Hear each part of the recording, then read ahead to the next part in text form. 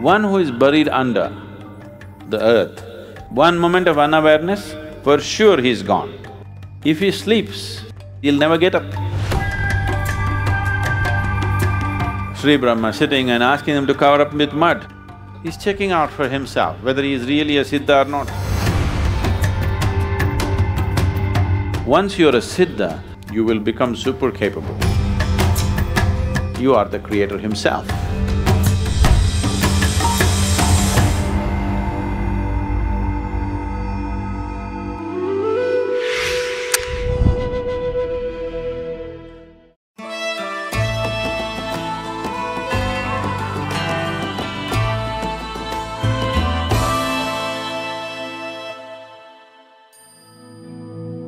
Namaskaram Sadhguru.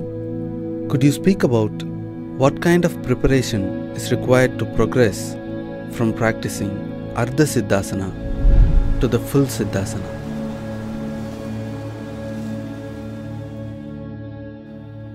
To be in a state of siddhi means to be in a certain state of establishment. That means the looseness is gone. You are in a state of siddhi, so you are a siddha. That means you organize your energies in such a way that it is completely integrated. Your… generally life is interdependent. Your interdependency is constantly being brought down with the practice of yoga. Your dependence on the toilet is slowly going down, isn't it? Food also going down. Actually, if you check it, air also is going down. Because you breathe deeper and slower, easily 2 minutes you could stay without breath, in which other people would suffocate. Siddha means that you're trying to integrate the system into an established state where the interdependency of life is coming down on all levels. To a point, a day will come when if you sit here, everything is still. Your breath is gone, everything is gone, there is no transaction with the outside, that's the ultimate goal. That if you sit here, you are a cosmos by yourself. You are not a part of the rest of the creation. When you are no more the part of the rest of the creation, you exist here as a creator. So siddha or siddhasana is a journey in that direction. How many people get to that place is a different thing, but it is a journey in the direction. So yogis sit… you heard that story about Sri Brahma sitting and asking him to cover up with mud.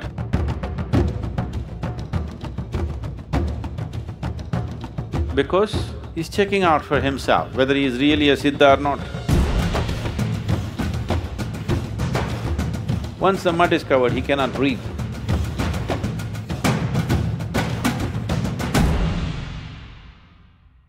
No breath, no light. See, without light and air you cannot live actually. No breath. First, people learn practicing by cutting off the light.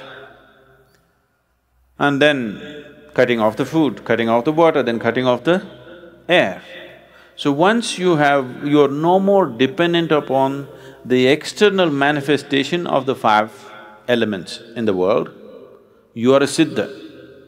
Once you're a siddha, you are no more a part of the creation, you are the creator himself.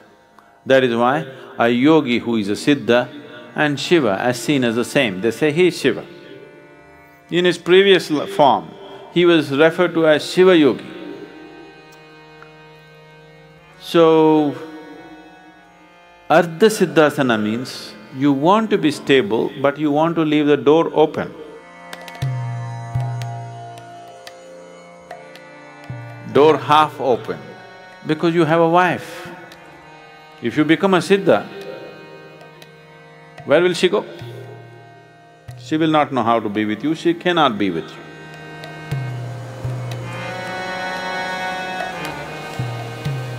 And if you force yourself to be, if you are established in a certain way and force yourself to be, then you will be breaking something, either in this or that. So, people who are in normal family situations, you don't go for siddhasana, you go for ardha siddhasana because you want to keep the door open. So siddhasana, if you go, the practice will rise to a different level altogether.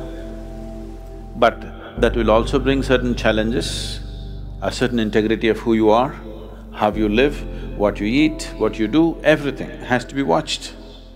Because when you're trying to stabilize the system, beyond a certain level of what is considered natural and normal, it's normal to breathe, it's normal to eat and drink, it's normal to sleep. One who is buried under the earth, if he sleeps, finished he'll never get up. So 18 days, 20 days, 12 years, somebody doesn't sleep. Because if he sleeps, for sure he's gone. One moment of unawareness, for sure he's gone. By the time you open, his body will be rotting.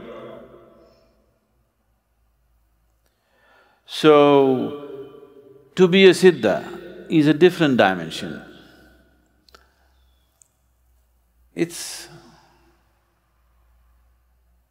There is something called as spirituality and there is something called as fringe spirituality. That means the doors are always open, you can go here, go there, go here, go there. So if I become a siddha, will I become incapable in the world? Definitely not. You will become super capable. It is just that this system is integrated in such a way, it will have no business with anything else. It is only doing what's needed. It will have no business transaction going. Business transaction is give and take, isn't it? This can do lot of giving, but it cannot do give and take business. It becomes incapable of give and take business. It can radiate things, it can do wonderful things, but it cannot do transaction. This is the basic understanding behind people who are on the spiritual path, first thing that they stop is transaction, you know? I think Jesus said something, you can't serve me and mammon, whatever, what is that? There's another one. He said, man cannot serve two masters. Man cannot serve two masters. Yeah.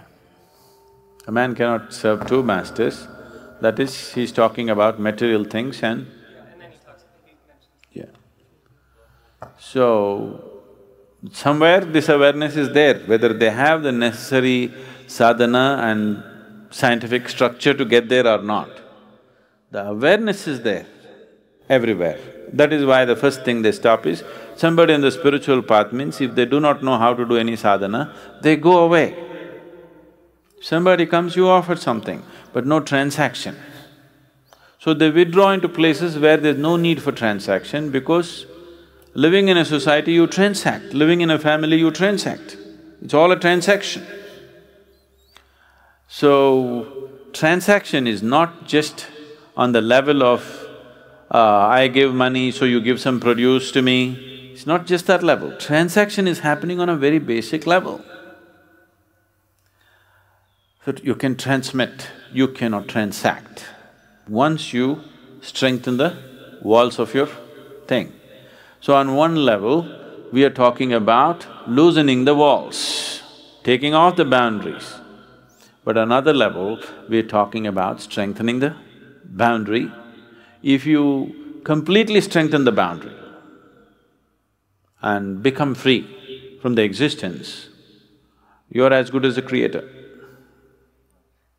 So, a yogi who buries himself is not trying to perform a feat, he's not trying to show off, he's trying to master his situation where he is no more a part of the creation. All transaction that is necessary to be a part of the creation is taken away. He is on only because of the glow of that which is the source of creation within himself. Everything else is cut it off. It doesn't matter, there is something within you which is the source of creation, which is making you throb right now as life. But without the transaction with the creation, you cannot exist for a moment. God is beating within you, but if I hold your breath, you're gone, isn't it? Now he wants to get to a place where this transaction is not necessary, so only that which is the source of creation is his sustenance. So he is not serving two masters, he's truly serving one master. And he's that.